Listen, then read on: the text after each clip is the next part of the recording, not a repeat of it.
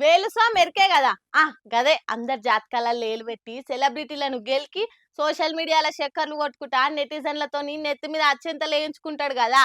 ఆగో గా వేణుస్వామి గారు మళ్ళా ఉన్నకాడు ఉండక మంది జాతకాలు ముంగటేసుకొని ఇగో ఇట్లా కామన్ పబ్లిక్ తోని కామెంట్ల రూపంలో సోట్లు పెట్టించుకొని తిట్ల సంభావన ఉచ్చుకుంటుండు. శుభం బల్కాయ పెళ్లి కొడుకా అంటే వచ్చిన నోట్లుంచి పోయే మాట్లాడినాడట వెనకట్టుకోక ఆయన. అగో అచ్చం అట్లనే ఉంది ఈ వేలుస్వామి గారి ముచ్చట కూడా. అరే ఓ దిక్కు ఇంకా లగ్గం కూడా కాలే, పెళ్లి పిల్లగాన్ని పెళ్లి పిల్లని కూడా చేయలే. పూల్ పనులు కాగానే తెల్లారి నెత్తిమీకెళ్ళి తానం చేసి వచ్చి ఓ బోర్డు గోడ తలిగించి సి లాంగ్వేజ్ క్లాసులు చెప్తున్నంత సీరియస్ ఎక్స్ప్రెషన్లు ఇచ్చుకుంటా ఈ జంట ఇడిపోతారు, సంసారం ఇచ్చకపోతుంది అని ఇచ్చులు కచ్చకాయలు చెప్తుండే. నిన్న పొద్దుగాల నాయ చైతన్య శోభితా ధూళిపాల ఎంగేజ్మెంట్ అయిన ఉండే కదా. ఇక రాసులు తీసి జాతక చక్రాలేసి ఇద్దరు జాతకాలు కలవలేదు. సమంత లెక్కనే శోభిత కూడా అమాసనాడు పుట్టింది. 2027 దాకా బాగానే ఉన్నా గాని ఆ తర్వాత ఒక ఆమె జీవితంలోకి వచ్చి ఇడిపోతారని చెప్పుకొచ్చి ఆఖరికి మళ్ళా నా జాతకం ఫెయిల్ కావాలని కోరుకుంటున్నా అని అనుకొచ్చిండు. ఆయన ఇంటి అన్నారంటావు గానా అయ్యగారు, వాళ్ళేమన్నా జాతకాలు జన్మనామాలతో మీ తారీకొచ్చి 1016 2 పోక చెక్కలు తమలపాకుల్లో పెట్టి మీ కాలు మొక్కి వేలుస్వామి గారు మా జాతకం చెప్పురు అయ్యా అని అడిగిర్రా? లేదు కదా. మరి మీకెందుకు?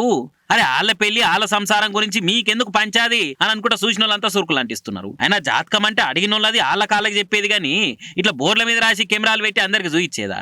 ఇంకేమనంటే సమంతా చైతన్య పూల్ పనులప్పుడు కూడా నేను ఇట్లనే చెప్పిన ఇదిలే కథ మాఫిలియానే అని అట్లనే అయింది. ఇప్పుడు కూడా అదే చెప్తున్నా అని మాట్లాడితే మరి మంది సంసారాలు ఇచ్చకపోతే అని చెప్తాందుకేనా తమరి జాతకం నేర్చుకుంది అని అనుకుంటా ఇంకొందరు ఇచ్చి పడేస్తున్నారు. అయినా అలీల జాతకాలు కాదు, ముందు తమరి జాతకం వేరే మంచోళ్ళు ఎవరికైనా చూయించుకోర్రి. ప్రవాస పని కథమైన అప్పట్లో చెప్తిరి. మొన్న కల్కితోనే 1000 కోట్లు కొట్టే తెలంగాణలో కేసీఆర్ గెలుస్తాడు, గులాబీల జెండలే రామక్క అని అంటివి, అది తుస్సాయే. ఏపీలో ఎవరేం చేసినా జగనే మళ్ళా సీఎం అని ఎలివేషన్లు ఇస్తేవి.